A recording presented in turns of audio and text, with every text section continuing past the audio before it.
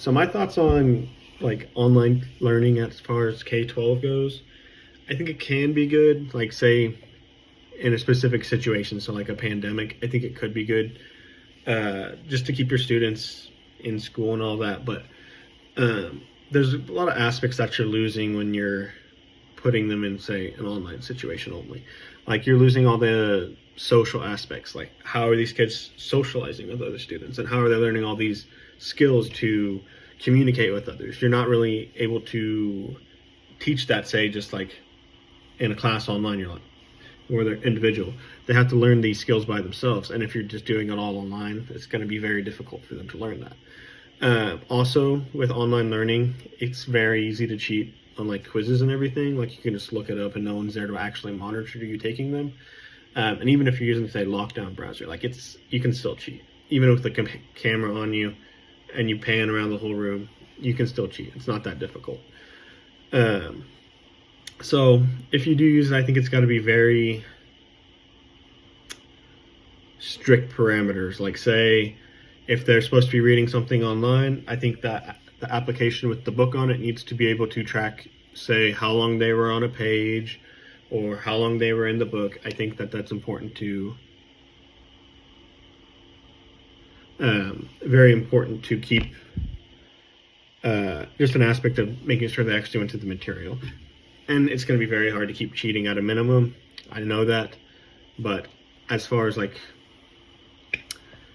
actually getting the students to learn, I think you could use it in select situations.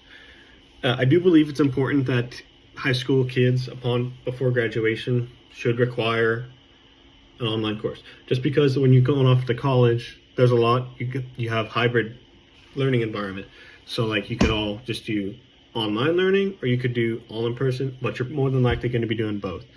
And it's very important to be able to navigate an online learning environment before you get into it, because there's a lot of struggles with already adapting into college life without having to learn an entire different way of learning. And I think having COVID right beforehand, I think that helped a lot of us in college right now. So what I learned from the articles and the videos from the Lawrence Virtual School Brochure, just that it's very, what do I want to say? It's probably a better way to do online learning. Like they have specific things on there that your average online learning course wouldn't be. And I think that they do a lot of things that are different than just regular online learning or learning in an actual controlled environment, so like a school, because like they're doing it so that you're able to get all your books in the same place, so like all online, which is a big help sometimes. Able to start school year at any time, or sorry, you can enroll in an enrollment period, is what I want to say, I guess. And as far as like teaching wise, I think the conferences are pretty good on there. I think if you're doing online learning, you definitely need at least a couple teaching sessions of an actual teacher in there, not just learning by yourself on there.